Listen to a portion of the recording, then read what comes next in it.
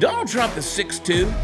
He's not short. You don't look at him and say, oh, this is Jake Gyllenhaal or Tom Cruise, and you see him in person, and you're like, oh, this is a tiny little human being. This is not like even a real person. So if you're going to take a 6'2" man, who is the president of the United States, former president of the United States, but again, and you're guarding him with not one, but a handful of little short squat women. There's something nefarious going on. Oh, here we go with the conspiracies. You're damn right, here we go with the conspiracies. Because something stinks to high freaking heaven.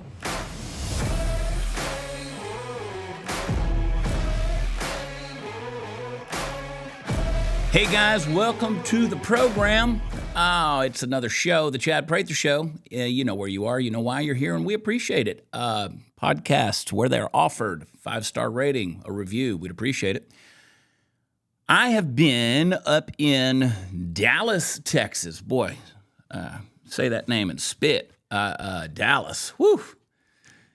I was up there for the last week or so, at least at the time of this taping. There in the mothership at the headquarters, taping some episodes with some good friends. We did some episodes that you'll see, and I say you'll see them because I'm hoping that we're going to be able to insert this episode a little bit sooner than later. Some you've already seen. The episode with Matt Kim, he flew in. Wow, what a deep conversation. I've watched that conversation now 3 times. And each time I pick up something else profound that Matt said. It was an incredible conversation. Such a good dude. I mean, you got to give it to the Asian people. You got to give it, Scheider, you got to give it to the Asian folks, man. There's a lot of wisdom. Matt is next level. Love that guy. He's a new best friend. Matthew Marsden came in, sat down with me again, talked about Hollywood a little bit. And he's a guy who certainly knows after his very successful career that he's enjoyed. Wide array of movies, everything from Transformers to Black Hawk Down to Reacher to Rambo. Just a great buddy. And Sarah Gonzalez, of course, with her Spitfire insights. And Dave Rubin came in and sat down and hung out for a little while. And I got to say this for Dave, such a sharp, analytical person that just has incredible insight. He's a unique character for so many reasons, but for him he's a friend, right? And for him to take the time, a very pressed schedule in Dallas, to come sit down with me for an hour, which was really 2 hours of his life because he had to Uber in, Uber out, 30 minutes each way. So, a couple hours of his life that he didn't have to give me, and so I'm thankful for that. And then Dave Landau, the very, very funny comedian Dave Landau, who also my friend, obviously, came in. We spent some time together. He had me laughing, talking about things like suicide. I mean, normally that's not a funny topic, but we talked about our depression, and we talked about all the different things that we've gone through, and you got to laugh to keep from crying, right? And comedians are good at that. Then we had just an opportunity to just hang out and reassess some things about this show, and I'm excited about the future of this show. The guys, this production company gives me the opportunity. They listen to my wild and quirky ideas. When Shy showed up this morning, this room was in disarray because I started pulling furniture up here. Now it looks like a flea market over in the corner because we've just piled up the other table. We moved some stuff around. And I said, I just want a different feel. I have to have something new all the time, and it's just a weird OCD thing with me, or I should say ADHD thing with me, and a little bit of both. And they're willing to listen to me, and they're willing to push back, and it's a good little thing. So I'm excited about this show. I'm excited about the future of it. What we need everybody doing, though, because we are so throttled on social media, is we need everybody to go out there and type my name in all the search engines, whether it's YouTube or Rumble, subscribe to the show. And I've made a post about this the other day, and somebody said, oh, we've been subscribed forever. Yes, you have. That's the problem. You've been subscribed, but you don't get the notifications anymore. You're not seeing the notifications. The show is not, they're not telling you that, hey, Chad's live or premiering. So we need to wake that algorithm back up. If we don't do it, this show ceases to exist. If we don't get the reach that we need, the show ceases to exist. And in this day and age, We're being throttled so bad. So many independent voices are being throttled on the bigger platforms. And it's just the nature of the beast here. I think there's important things that we need to get out there that people in the mainstream are simply not talking about. And that brings me to my point today. I want to talk about this assassination attempt on Donald Trump. Now, it's amazing to me that the mainstream media has reasonably buried the investigative details of this story. Oh, they'll still mention it. You'll still see some pictures of the crowd. You'll see some mentions of it. There'll be some things that'll pop up from time to time. They'll show Donald Trump at the Republican National Convention with the big patch on his ear, and you have the leftists who are trying to troll him and saying, it wasn't necessary to have that big silly patch on. Actually, in many cases, a wound like that, because it's difficult to stop the bleeding in your ear, especially when a piece of it's been shot off, they'll wrap the entire head. Different doctors will tell you that. And again, everybody's got a different opinion, but I don't really want to hear the criticism from the trolls who spent 3 years of their life masked and double masked and socially distanced and waving goodbye to grandma through the plexiglass as she died alone in the nursing home, or they put their kids on a Zoom call for their education, or spent time in a hazmat suit or behind plexiglass because they were afraid of the general public. People who, when they went into an airport, were willing to do all sorts and manner of things to decontaminate themselves and isolate themselves and sanitize themselves over something that, as we know now, should be treated like the flu. So I really don't want to hear about overreactions from people like that. You're brainwashed sheep, and your attempt to just be mean for the sake of being mean falls on deaf ears. It's dumb, okay? And at this stage, the lies that are being told, the things that are being rolled out, is just ridiculous. But at what point in time do we step back and we say, what are they not telling us? Well, quite honestly, I'm afraid it's a lot. Hey guys, you ever sat in that dentist chair and thought, man, I really should have taken care of my teeth better when I was younger? Or maybe you're getting a little bit older like we all are, and you say, I should have paid attention to my nutrition when I was a kid. Well, better health today, and when it matters most, is built off of a foundation of the past, and that's why I love to take Field of Greens. Field of Greens it's not like any fruit and vegetable or any other green product. Field of Greens isn't some watered down bunch of extracts thrown together. It's an organic superfood. You've heard me talk about it in the past, and I've used it for years. It's whole fruits and vegetables. Each fruit and vegetable is selected by doctors to support vital body functions like your heart and your liver and your kidneys, your metabolism, and even your immune system. And we all know how important that is these days. Only Field of Greens is backed by a better health promise. Here's what it is.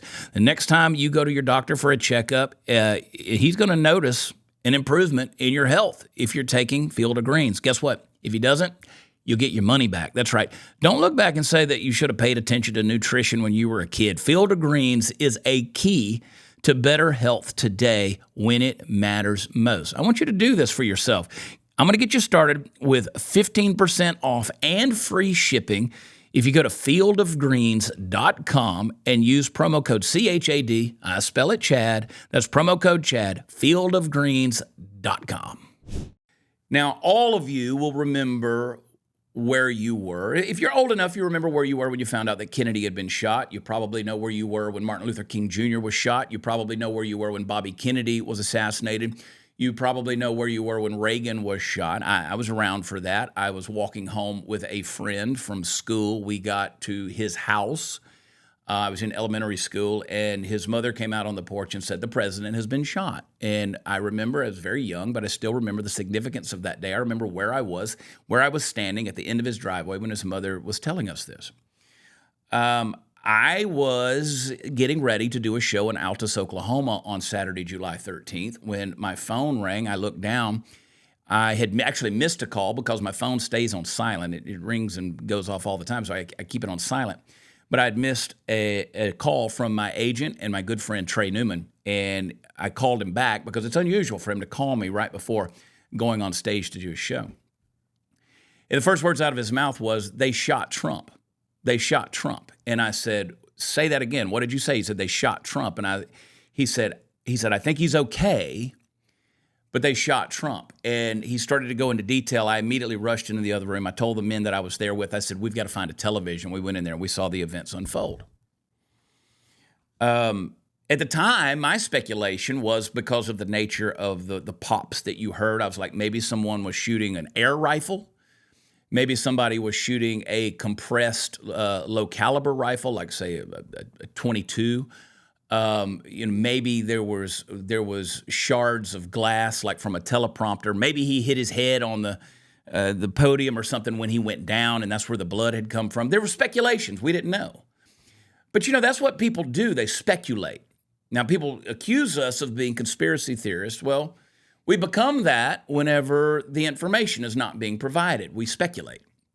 There's no such thing. You've heard me say this many times. There's no such thing as a vacuum in nature. So whenever there's an information vacuum, our speculations, our ideas, our curiosity tends to rush into that space and fill it. This is certainly no different. We then began to learn about the others who were injured. We began to find out that this was a higher caliber rifle. Diagrams, videos, and holographic images began to show if Donald Trump had not turned his head in that moment, in that split second, to take a look at the screen beside him because he was about to read off immigration numbers. If he had not turned his head, the trajectory of that bullet would have gone through that portion of his skull into the most lethal place that a person could be shot in their skull, in their brain, and it probably would have been about a 95% mortality kill rate. So then we start speculating, what in the world is going on? What is happening here? The first responses that I saw on social media were people saying, praise God, thank God for trained Secret Service staff who immediately ran on stage and jumped on Trump and potentially saved his life. I hate to be this guy, but I immediately told people on social media, you could go back and check some of the comments, particularly on Instagram, where I said, this was, in fact, a horrible job on the part of the Secret Service. I was immediately the bad guy. How dare I say something against federal law enforcement, first responders, all the other labels. Listen, nobody honors first responders more than I do. But when I saw what I saw, I immediately said this was a horrible job.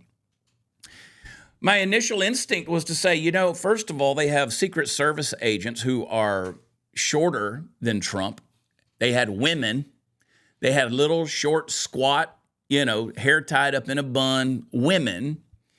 The one woman who was on the front of Trump's body had her head ducked down, exposing a full 12 inches of his upper torso and head to the direction where the rifle shot had come from. Hey guys, I was in the coffee shop here and I was getting a little work done and it got me to thinking, going online without ExpressVPN is like leaving your laptop unattended in the coffee shop while you run to the bathroom. Now, most of the time you're probably fine, but what if one day you come out of the bathroom, your laptop is gone? All your information, all the valuable stuff about you.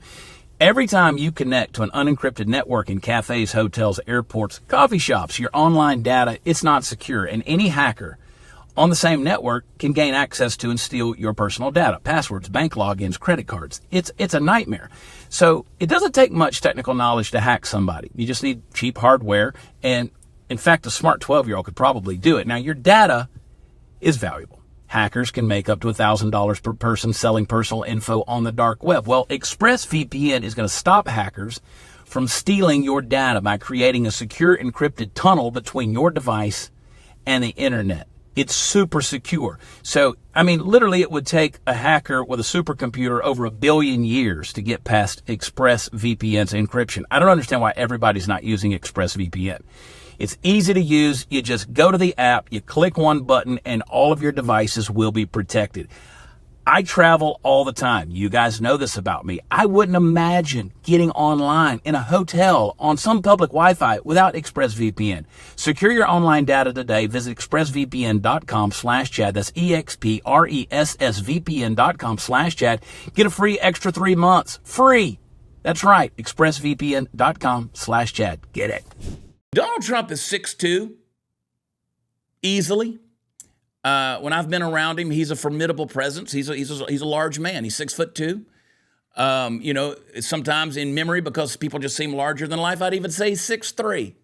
He's not short. You don't look at him and say, oh, this is Jake Gyllenhaal or Tom Cruise, and you see him in person and you're like, oh, this is a tiny little human being. This is not like even a real person. Like when I met Sylvester Stallone, you know, Sylvester Stallone, he's Rocky, right? He's Rambo, and you meet him and he's 5'8". And, you know, he's as wide as he is tall. Not a formidable presence in regards to that. You meet Trump, it's the exact opposite. It's like this guy's larger than life. He's a big dude. So you actually think of him in that way. So if you're going to take a 6'2" man, who is the president of the United States, former president of the United States, but again, and you're guarding him with not one, but a handful of little short squat women.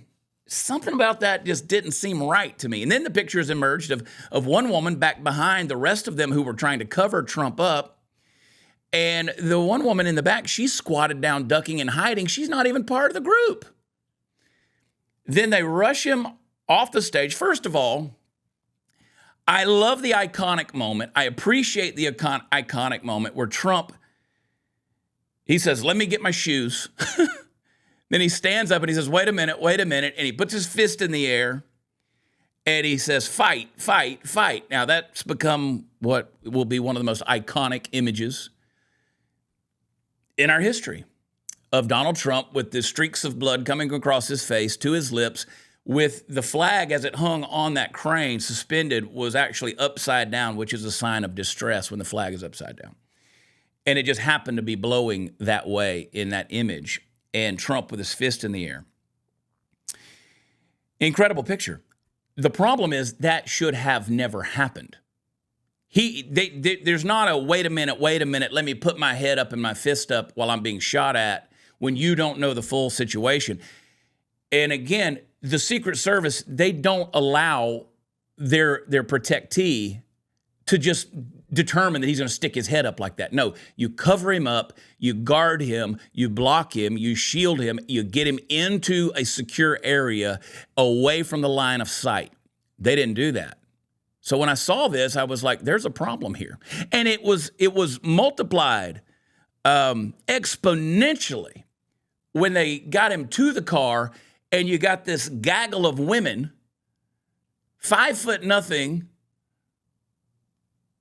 DEI hires, let's say what it was, who are a comedy of errors. I mean, if you go back and you watch the video of the girl who's standing there as Trump gets in, they push the last detail in, she stands there as though she's unsure if she's getting in there with them or not.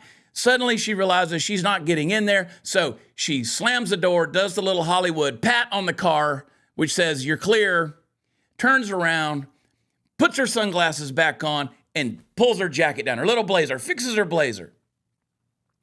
And she's at attention again. And then the little human fat roll over there who can't get her gun back into her holster, you're like, you're being so disrespectful. I am. And they deserve disrespect in this situation. Now, I'm not saying that everyone in the secret, I have a lot of friends who have either served or still serve in the Secret Service, okay? God bless them. It's just like the FBI, just like other agencies. I've known many, many people in these different federal bureaucracies, these federal agencies. They're good men and women. I've known plenty of them. Good men and women. You can't tell me that Dan Bongino, who was Secret Service, who's been NYPD, who has been in law enforcement a large portion of his life, he's a good man. You can't tell me he's not a good man. He was a good man. He was a part of that.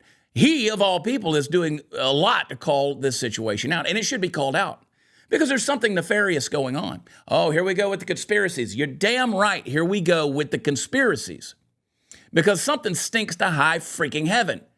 When you got, a woman who is in a situation that you are trained to be in that pressured situation.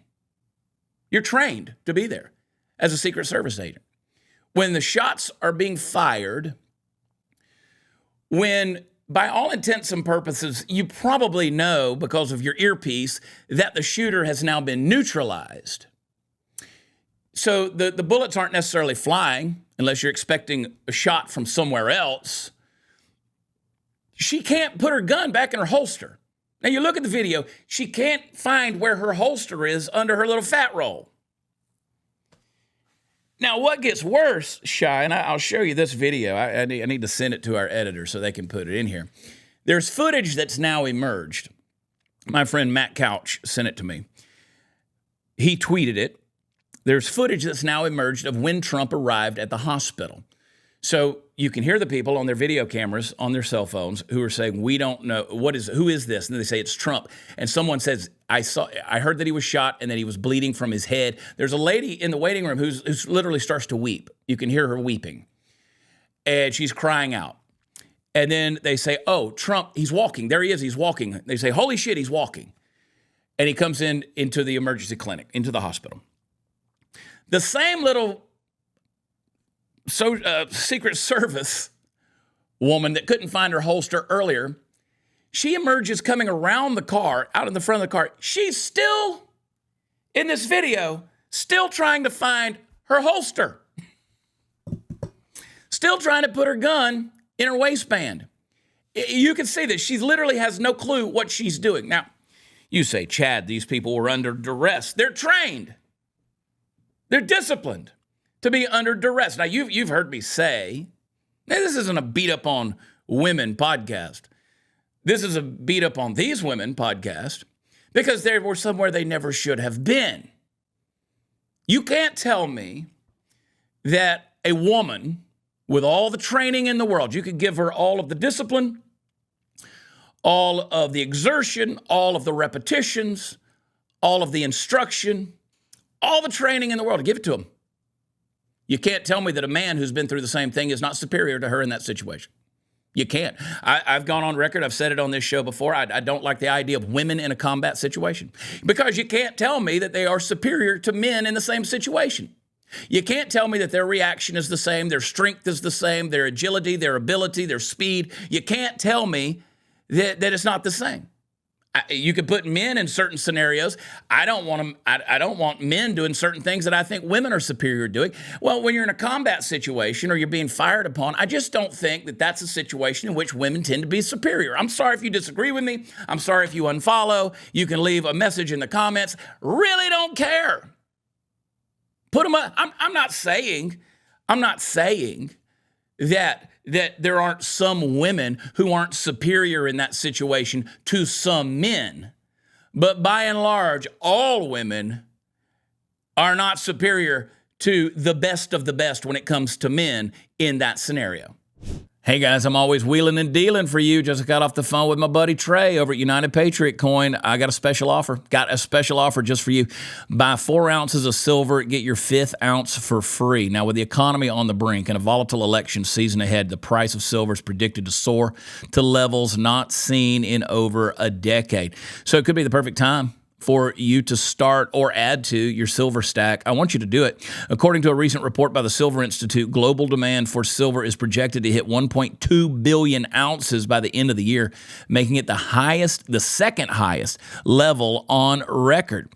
So when the demand rises, the prices tend to go right along with it. So I want you to act now, take advantage of this potential price surge. You don't want to miss out on this one, folks. Build your silver holdings before the price jump and ride the wave as the market goes up. Take advantage of this limited time offer for a free ounce of silver when you buy 4 silver rounds at the regular price. Visit UnitedPatriotCoin.com. Check out the different designs. Call them when you're ready to place your order. Make sure to mention me or vault code CHAD5. When you call. The site is UnitedPatriotCoin.com, or you can skip that step and just call them up. Call Trey like I did. 844-202-7834. Find out what designs they have this week. 844-202-7834. Disagree with me if you want. You can twist my words. You can misinterpret them, whatever. In a situation where you're guarding the former president of the United States, the Republican candidate for the presidency of the United States, you have to have the best of the best of the best in that situation. Hands down, no question about it. Now, I understand that Trump's what did I do with my drink shutter? I hit it, didn't I? Hit it from myself. There it is. You can't tell me that Trump's rallies aren't a security nightmare. They're a nightmare. I've been to them. They're a security nightmare. I've often wondered myself why certain things were in many ways unguarded, or there was ease of access to certain things. But everything I've been to where Trump was present, including dinner at his home, the Secret Service presence was there. It was ominous, it was intimidating, and it was all business. This was a situation, though, that I don't like because things are starting to emerge now, and we don't know the truth. And unfortunately, as I said at the beginning, we don't have investigative journalists who are out there trying to get to the bottom of the truth. This is risky shit. You want to start exposing the truth, and I'm telling you, it gets very, very risky. When you have people who control the narrative and control the information, and you start to buck that system, well, you know, you get fact-checked, you get community noted, you can get deplatformed, you can get censored, you can get canceled, you can get dead, quite honestly, if you start knowing too much information. And what I'm telling you is this was not the best of the best guarding Donald Trump that day. Now, we could talk about it being a miracle of God that he turned his head. You say, well, if it was a miracle of God, then why did the former fire chief from Pennsylvania, why was he killed while he was shielding his wife and daughter? Sad story. Corey, and I'm not going to even attempt his last name because I mess it up every time I say it. Campatori, I'm going to mess it up, and I hate to dishonor that. But and others who were injured, you say, well, what about them? Did their lives not matter? Their lives did matter, and it's a tragedy, and we need to speak up in regards to that because he died a hero. But let me just point out to you that by all evidence and the testimony of his own daughter, he was a man who loved God, loved the Lord, loved Jesus, went to church every Sunday. He was a good man. He was a man of faith. And my trust is that in death he is with God and, you know, celebrating eternity with Jesus. And why tragedy happens in the mystery of God's mind, I don't know. I don't know. We could speculate on a lot of different things. But I can tell you this, there's death and then there's death. Not to diminish any one man's death, but if Donald Trump had been killed that day, you're living in a different America. You already know that incrementally, step by step, America has fundamentally changed in the last 20 years, but longer, but specifically, we've been paying attention for the last 2 decades, and it's speeding up.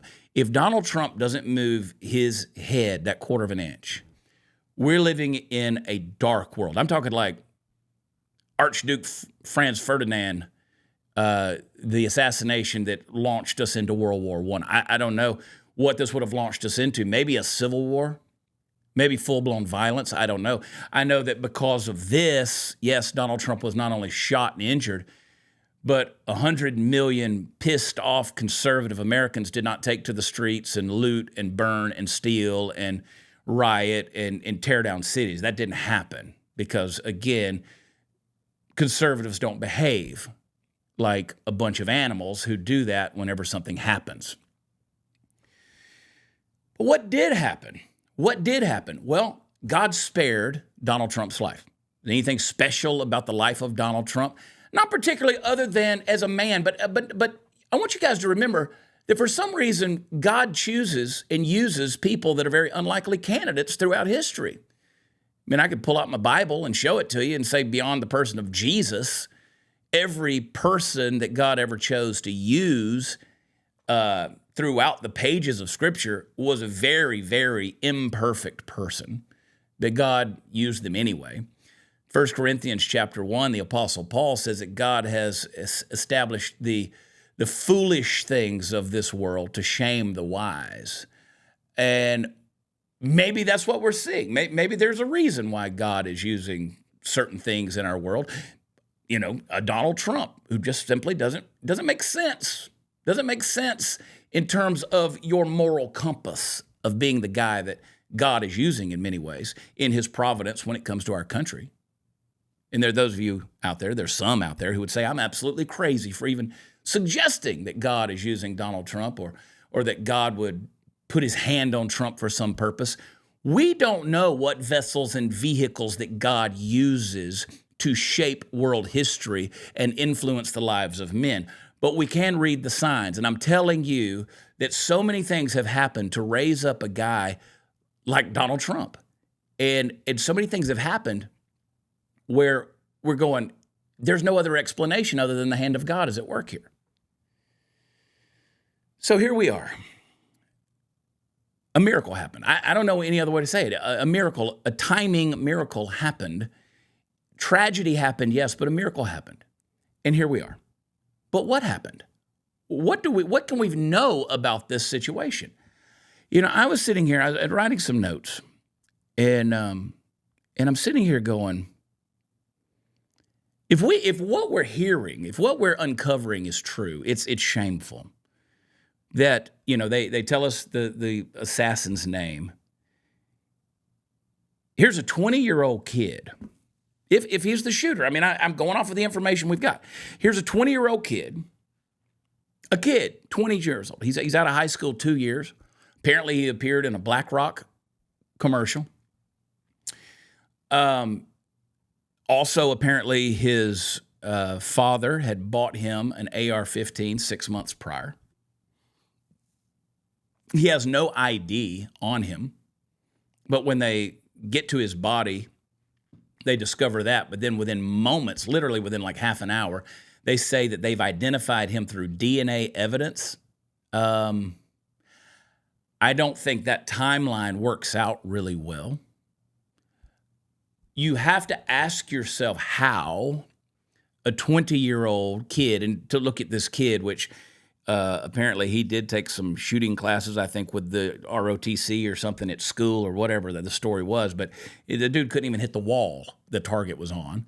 Absolute incompetence. This is a dorky kid. And you're going to tell me that he somehow managed to maneuver a ladder in place on a building some 150 yards away from where the President of the United States was going to be speaking. He was going to climb up on that ladder, which looks to me like a metal building. I don't know if you guys have ever walked around on a lot of metal buildings. It makes quite a bit of noise. He smuggled a long gun up there, a rifle. Let's say it's an AR-15. He gets in a prone position. There are people who for a long time, and I've posted the video on my own social media of spectators who are screaming at security, Secret Service, law enforcement saying, the guy is right there. There's a guy pointing a gun. Why aren't we doing something about this? And still nothing happens. You say, well, Chad, you don't know what was going. Let me tell you what I do know. Let me tell you where I am a subject matter expert. I know what it's like to go through TSA. I know what happens when my button-fly jeans set off the X-ray machine. I know what happens when they have to pat me down, where they got to rub my crotch. They got to take my shoes off, my belt off, my jacket off. Everything I got is got to go in a bin and through an X-ray machine just so I can walk into the terminal and get on an airplane. I know what it's like to go to a baseball game, a football game, a concert, and walk through a metal detector, be wanded. And you're telling me that Donald Trump speaking at a rally in Butler, Pennsylvania has less security measures? I mean, you go to a Luke Bryan concert, I don't know if you know this or not, but you go to a major concert, especially after the Las Vegas concert shooting, you go to a big major concert, they have snipers in towers. You go to Taylor Swift's Eras tour, they have snipers in the towers because they want to dissuade people from another mass shooting casualty event. But Donald Trump has a sniper on a roof 150 yards away, and it's a kid with an underbite and glasses. Some dorky kid who's climbed up there on a metal roof undetected by securities. And now we're seeing that they say that they observed this kid for 30 minutes prior to the attempted assassination. What's going on here? They obviously had sights on him, just for the fact that after the shots, how quickly they eliminated him, shut him down, killed him. There's reports out there, I don't know if they're accurate or true, that the security person, the law enforcement person, the man who returned the fire, who eliminated him, has been fired. I don't know if that's true or not. Crazy, wild, if so, because he apparently had disobeyed a direct order not to shoot. They're now saying that there were agents and officers that were stationed inside the same building he was perched on. I don't know if that's true or not. Interesting if so. I have seen video of them trying to get to that building and them using a police cruiser to ram the fence multiple times because they could not get through the barricade over to where that building was.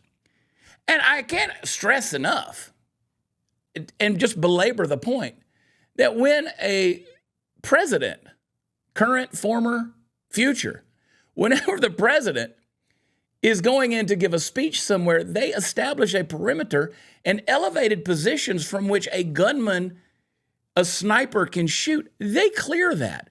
Why were there no drones in the air? Why were there no drones?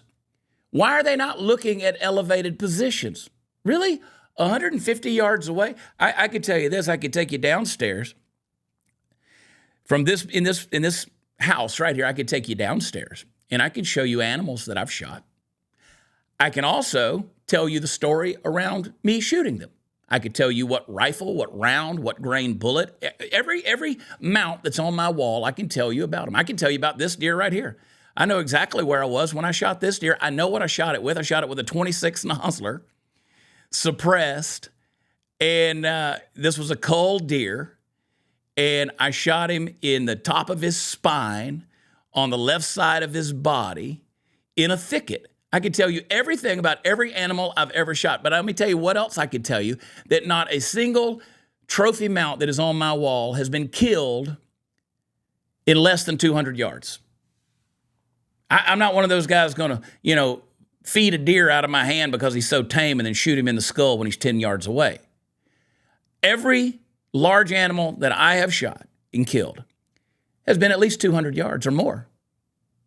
I think that's reasonably fair. It's been the situation that I've been in. I can tell you that 200 yards is not, for me, with great optics on a rifle and precision,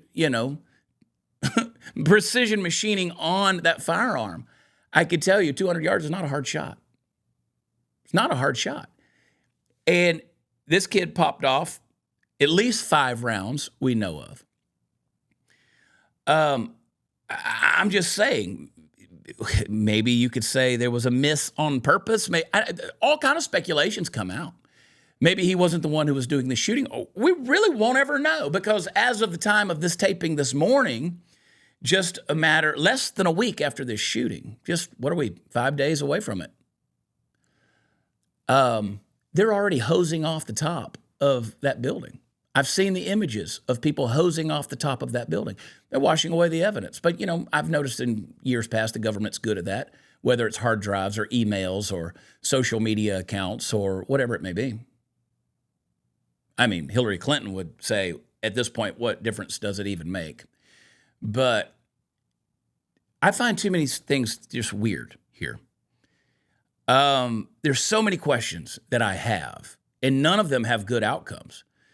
If this kid acted alone and went through all the necessary steps to get a ladder and a firearm, particularly a long rifle, through security into a perched position, elevated 150 yards from the Republican candidate and former president of the United States, if that happens, then we have a major security breach.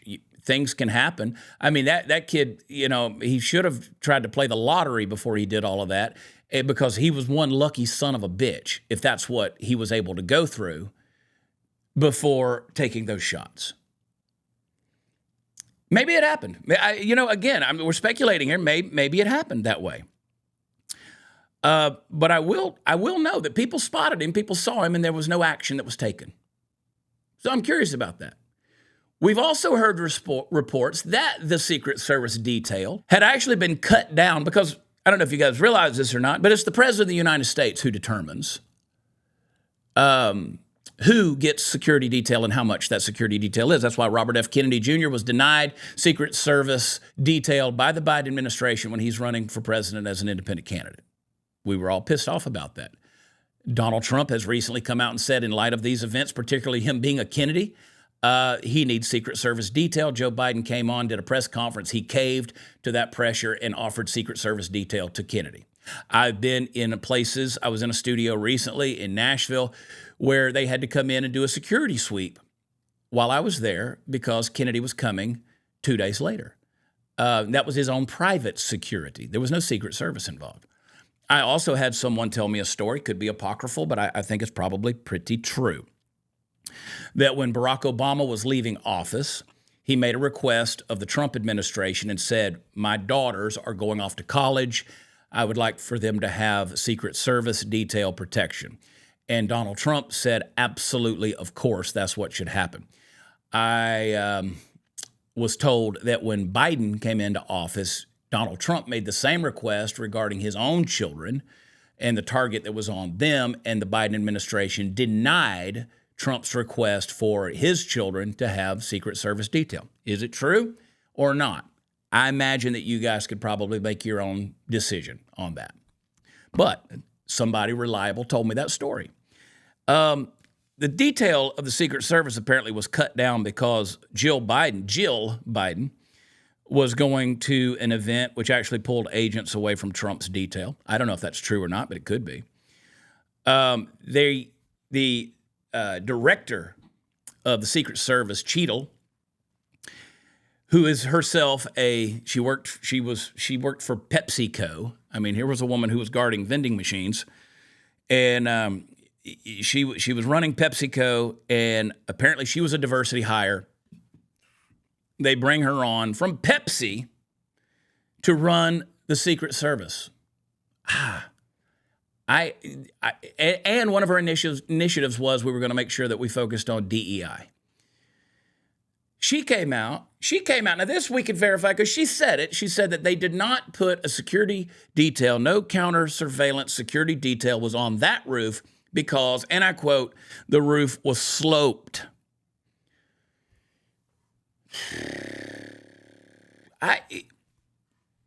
There's another thing I know about is getting on roofs. I've done it my entire life. Once upon a time when I was kind of going through, even as a kid, used to climb up on the roof at my house. That's where we went. We hid out up there. We got on the roof. Never worried about, as kids, we didn't worry about falling off a sloped, shingled roof. Dumb kids, we used to do it. I can remember working for a roofing company and looking at roofs, inspecting roofs, going up there. I'm being a little bit facetious here, but the other images that are coming out of other counter surveillance and snipers and shooters that were there on part of the government and the security detail, they were on sloped roofs. I've seen a cow on a sloped roof. But you're telling me that the kryptonite for the social, I keep calling them Social Security, the Secret Service, about as good as Social Security, just as secure. The Secret Service, you're telling me their kryptonite is a sloped roof? That doesn't line up. There's going to be a hearing for Director Cheadle. That's coming, I think, on Monday. Coming from now, they're going to have a congressional hearing. I'm not sure when this episode will come out, but again, we might have this problem all solved by the time you're watching this. They say they couldn't access the shooter's phone. They couldn't crack the code. I mean, this kid apparently had such a great passcode on his phone that they couldn't. Now, granted, Grandma who walked through the Capitol building on January 6th waving her little 6-inch flag, they got right in her damn phone. I mean, they tracked everybody's phone. If you were taking a piss, 100 yards from the Capitol building on January 6th, they tracked you down. They've accessed all kind of information. They've cracked every code that's out there for American citizens. But this guy, they couldn't find it out. They couldn't find out what was going on.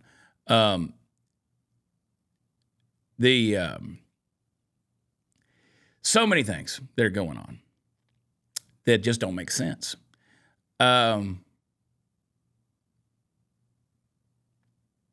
They said that there was an officer, a police officer, who climbed up the ladder, confronted the would-be assassin at the time, and when he pointed the rifle at him, he retreated back down the ladder, and still nothing was done.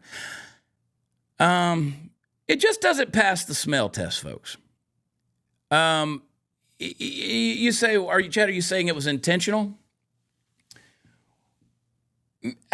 Well, if it wasn't intentional, it's a comedy of errors.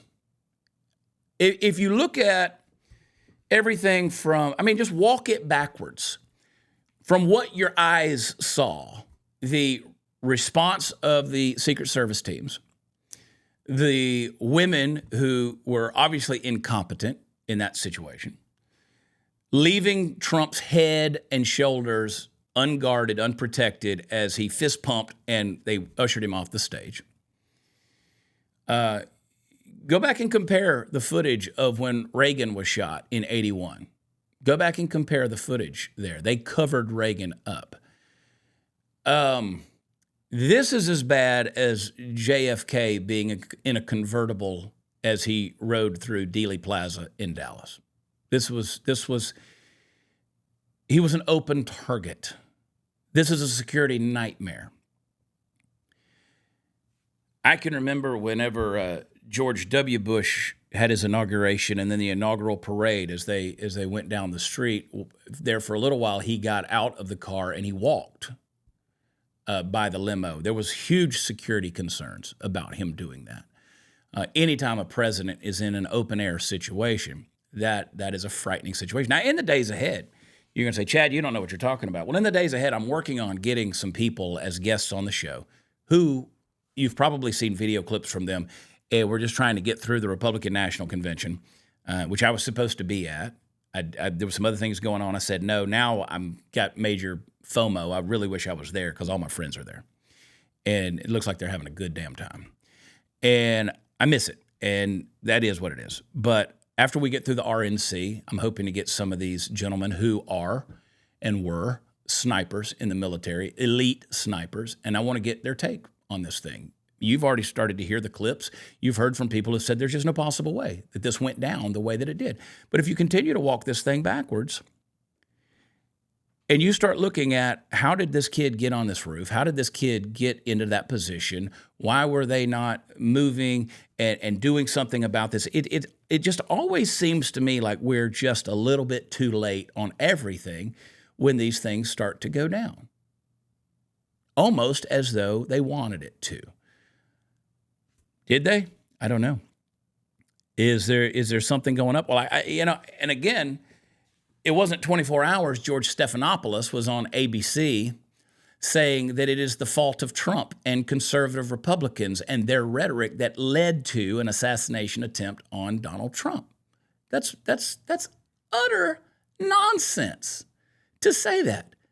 To say, just a week before, Joe Biden has said it's time to put a bullseye on Donald Trump.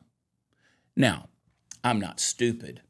I know that he was not suggesting an assassination any more than when Trump was taken out of context in regards to using an economic term about there being a bloodbath if he wasn't elected.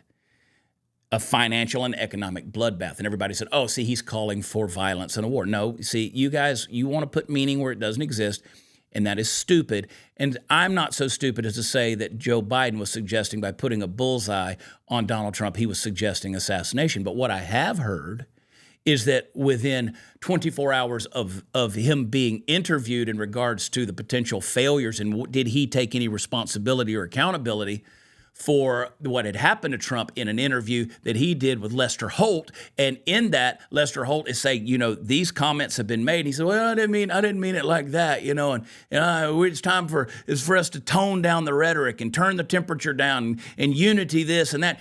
And within 24 hours of that, he goes back to the jargon of saying that extreme MAGA is the threat to democracy, that Donald Trump is the biggest threat to democracy.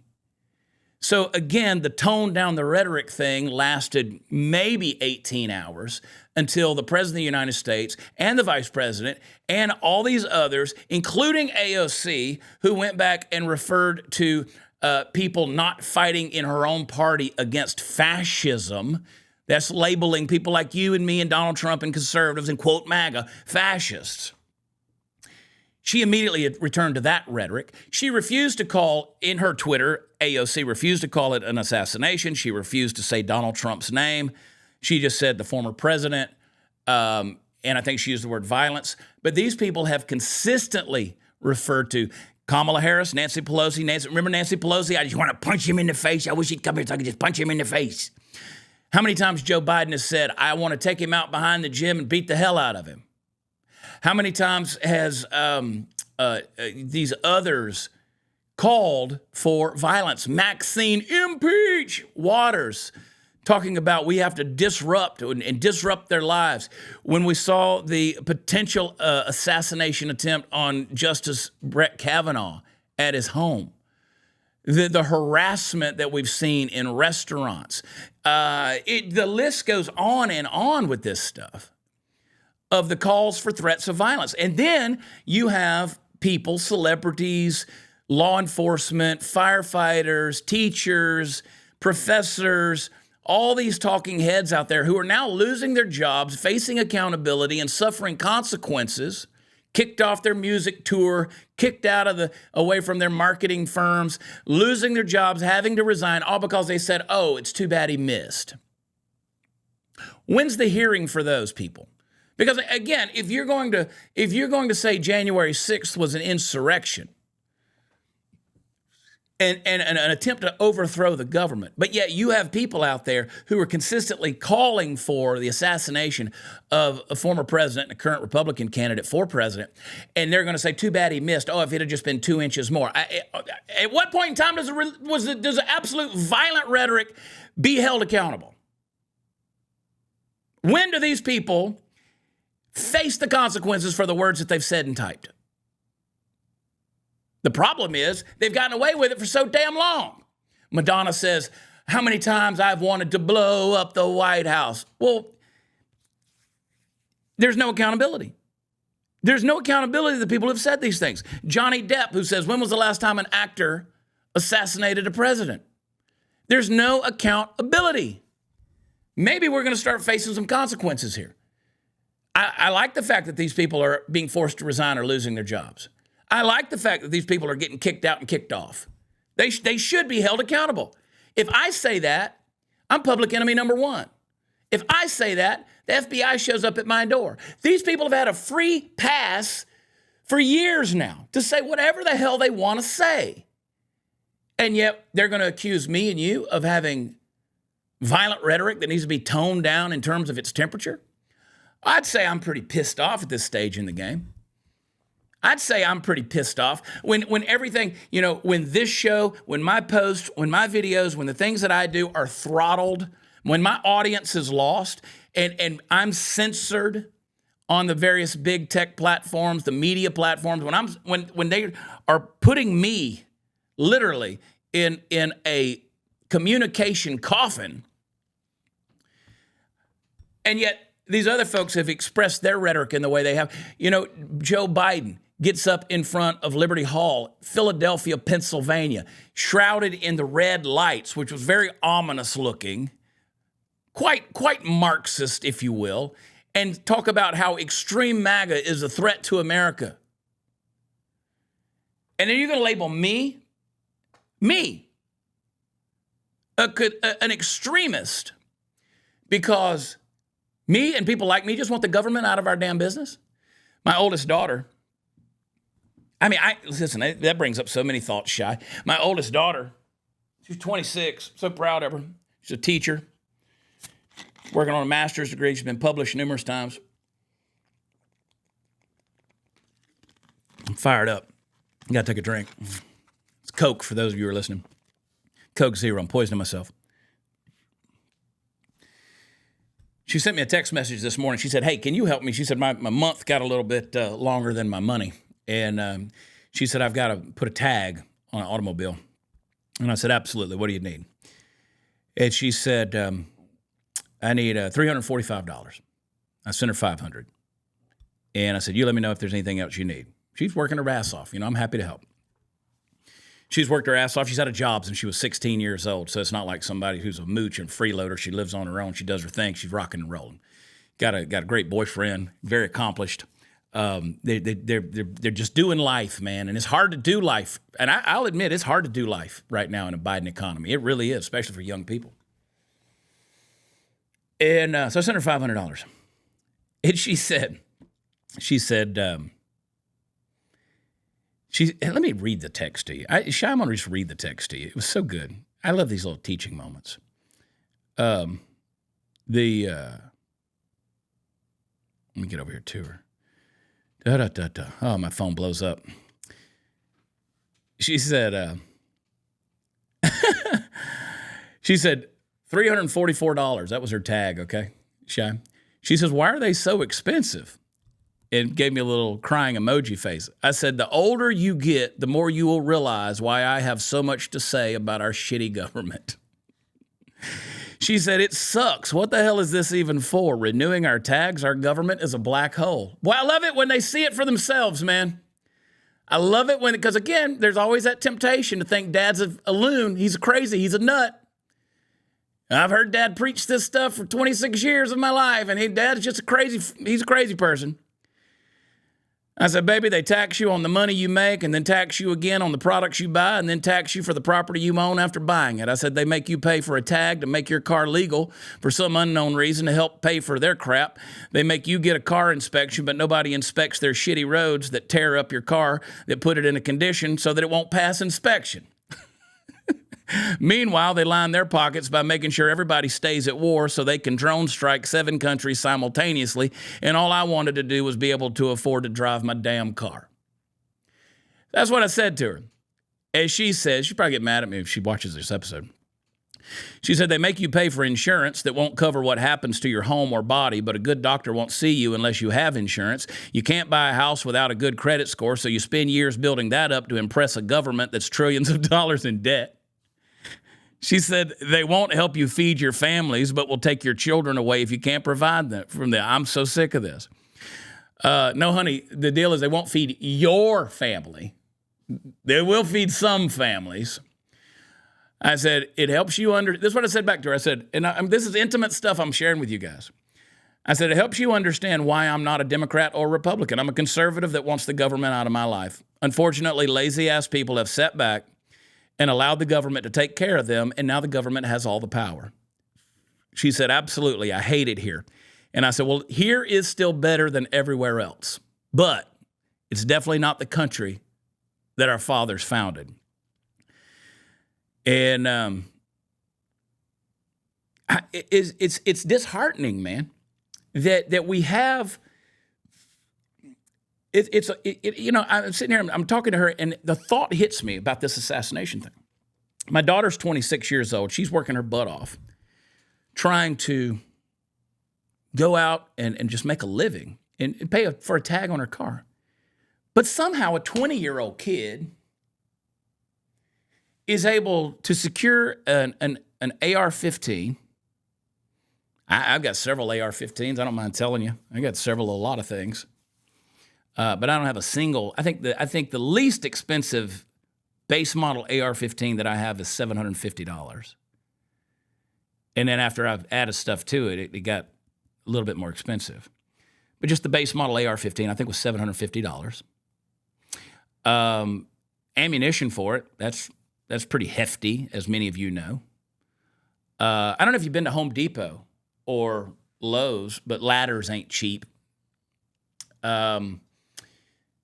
And this kid managed to secure all this stuff. and get himself into a position where he can take a shot at the president. My daughter's just trying to afford tags. Here's a 20-year-old kid who's apparently living with his parents, and suddenly he's had no social media posts at all. And it's funny to me that immediately they said, you guys are so stupid. He's a registered Republican. Do you know how many people register for a party that they don't belong to so they can vote in the primaries and influence the election that way? It happens here in Texas all the time. You telling me Democrats don't register as Republicans just so they can influence the primaries in an open primary state? Absolutely they do. The kid donated $15 to Act Blue, which is a very progressive liberal PAC. $15. She said, well, that's not a lot of money. Well, it's a lot of money for a kid. Ain't got no money. Apparently he donated to him. I can tell you this, it's free to register, but it costs something to donate. He put his money where his mouth is, and I'm going to assume that he was pretty progressive in his thinking.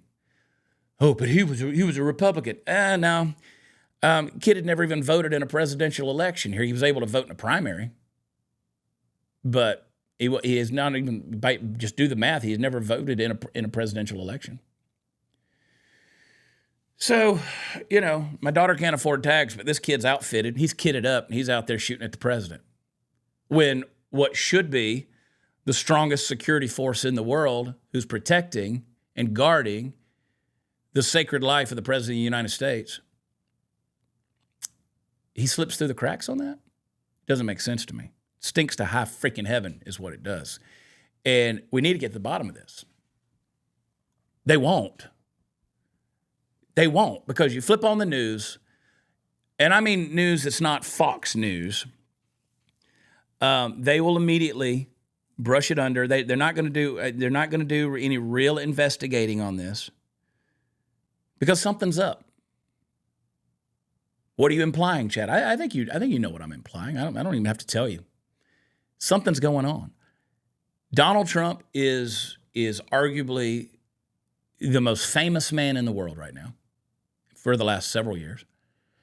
He's also the most vilified, lied about, and hated man in the world.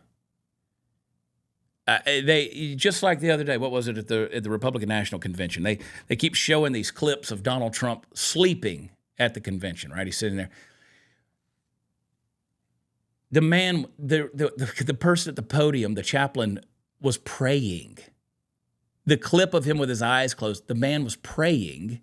What they did was they superimposed the audio over the clip of Donald Trump with his eyes closed, so it made it look like someone was giving a speech and Trump was asleep.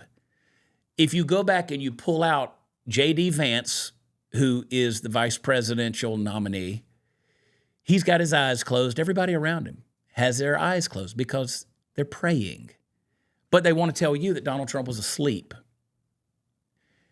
And then I see conservatives out there who are saying, the man's been through so much. He's got shot at. He should be a little tired. You're feeding their freaking lies instead of doing some real investigation of what was actually happening. But they will twist that. They will tell you that when Charlottesville happened, that Donald Trump went into a press conference and said there were very fine people on both sides. Now, they will always clip out the part where he says, except for the white supremacists and the white nationalists, who I have no respect for. They clip all that part out. I was actually watching that. I was in Florida when that happened. They're doing a show. I was in a condominium the afternoon prior to doing a show that night, and we watched it when it happened. I watched the press conference live. Many of you did too. And then to see them spin it the way that they did. How many times have they said that Donald Trump won't renounce white supremacy? There's videos out there that are compiled, edited montages of him literally saying it hundreds of times, consistently saying, what do you want me to say? I've renounced it. I renounce it now. But they want you to keep believing that. I've had people who are saying, someone just yesterday sent me a message that said that he is endorsed by the KKK. No, he's not. No, he's not. They just came out and said the guy quotes Hitler. No, he doesn't. Why are we allowing these lies to consistently continue? Because they want to make sure that the opposite side is the villain. that they're less than human. And tell me this, explain this hypocrisy to me. Many of you have already heard me say this in another video, but if, as I alluded to earlier, Nancy Pelosi and Kamala Harris and AOC and Joe Biden have all called him a Nazi, all called him the modern embodiment of Hitler. He's a manifestation of Adolf Hitler. Why did they immediately take to X and their social media platforms, wishing him a speedy recovery, wishing him well, and there's no place for violence or harm? If he's really Hitler, why do they want him to get well? If he's really Hitler, why do they want him to have a speedy recovery? Because they've used the Hitler bullshit as a party campaign platform to vilify someone. You can't come out and win a debate anymore in the free market of ideas. You can't do that. You got to lie, and you got to cheat, and you got to steal. If you believe your liberal progressive ideology is so damn perfect, let it speak for itself. I should not have to lie about my opponent. If my track record and my results are so great, I shouldn't have to lie in order to prop it up. I don't have to turn the person opposing me into Hitler in order to make my ideas count. You know, I've always said, let me put it to you this way, and I'm going to hush and get out of here. You know, you talk to somebody about your faith in Jesus, and you're like, you know, well, tell me why you believe in God. And you start to tell them. People say, well, what about the problem of evil? You know, if there's a God and he's good and altruistic and he's also just, then, you know, why do people go to Trump rallies and get shot and die, innocent people, while they're protecting their family? Why does a God let evil like that happen? And sometimes people can't, I've seen this happen. People can't explain why they have faith in God or in Jesus, or they can't, you know, they can't offer a defense for their faith. And so what they do is they go, yeah, well, you're going to burn in hell. You better turn or burn. You better get right with Jesus. You're going to find out one day. You're going to stand in front of God one day, and you're going to. You can't give a defense for your faith, and so what you do is you just condemn the person who's challenging you to hell. That's sort of what's happening in the political climate these days. You can either stand on your policy and your track record. You can either stand on the things you believe and your convictions and give a defense for those things, or you can vilify your opponent, the person who is discussing this or debating this with you, to the point where you don't have to. And unfortunately, that's what's happening in our world. Rather than have the free market of ideas where we can talk about things. I mean, the fact that I have to go on Twitter, Instagram, and the word assassination has to have certain letters bleeped out. Or if I make a post about Hamas, or I make a post about pedophilia, I have to X out or use a little symbol that represents a letter so that the full word isn't spelled out. Because they're censoring that. Oh, it's potentially hate speech. I did a video just the other day, put it on TikTok, that showed a side-by-side comparison of the new Reagan movie where Dennis Quaid plays Ronald Reagan and the actual assassination attempt in 1981. I played them side by side, and TikTok immediately banned it. They immediately said, no, this goes against community standards. This is a depiction of violence. Well, it happened. It's a historical fact. I messaged them and I said, this is a historical fact. This happened. I'm not showing kids out there, you know, stealing cars and running over each other. This is a historical fact. This was when the President of the United States got shot in an assassination attempt, okay? But no, you can't talk about those things. You're violating community standards with your free speech. Your honesty and your truth. Truth is under attack, folks. That's what I want to summarize this with. I'd like to get to the bottom of what really happened in Butler, Pennsylvania at 6:11 p.m. on July 13th. I'd love to know what transpired to allow that comedy of errors or that huge, huge nefarious conspiracy to happen. But something happened. We got the blood stains and the photographic evidence to prove it. And my brain is running wild with questions, as should yours.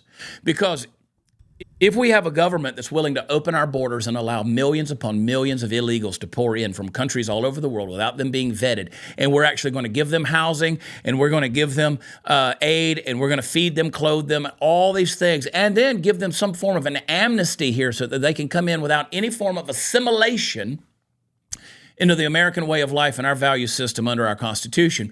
And they're going to rape and murder our children, and they're going to come in and take jobs and replace citizens of the United States and the benefits that we should be having as American taxpayers and law-abiding citizens. If that's going to happen, well, then that federal government that's allowing that to happen is already proving they don't care about your life as an American citizen. They don't care. So to me, if those agencies out there that don't want to get to the bottom of things, like when you have 51 federal agents that say that the Hunter Biden laptop was a Russian hoax, that it was planted by Russian intelligence agents, or they want to tell you that the Steele dossier, something that was paid for by the DNC and Hillary Clinton's campaign, tell you that that is a valid document. They want to spend $30 million in 2.5 years of our lives trying to prove Russian collusion in the 2016 election of Donald Trump. They want to throttle social media so that we can't speak up and speak out. We lose our audience.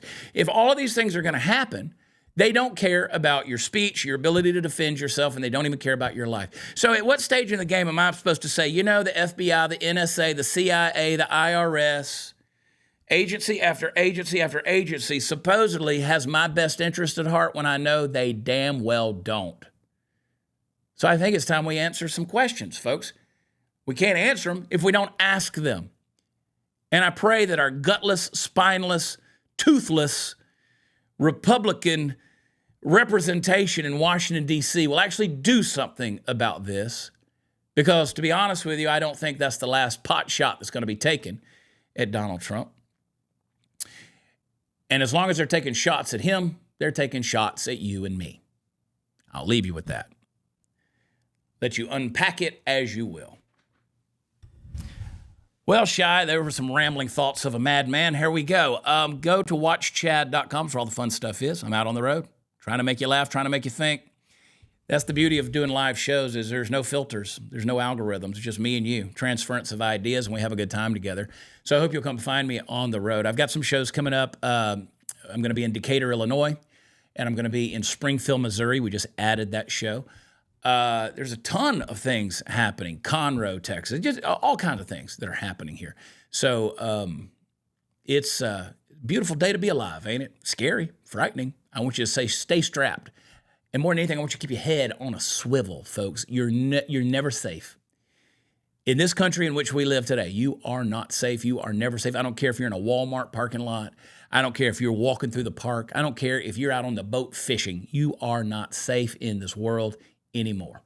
I don't want you to operate by fear. I want you to operate with preparedness, readiness, critical thinking, and do the things that should keep people alive.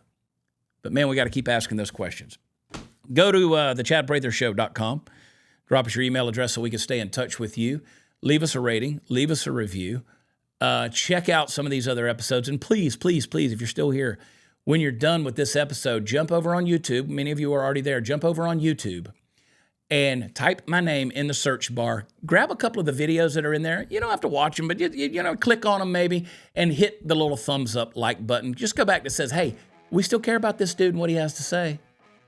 Because eventually they're going to get to a point where none of us have a voice. I love you very much. God bless you. And I look forward to seeing y'all on the road. And hey, we never know what a day is going to bring. So get your life right with Jesus. Hey, you tell me why you believe in Jesus. You're going to hell. Get your life right with Jesus. Read your Bibles, folks. We will talk to you next time. Bye.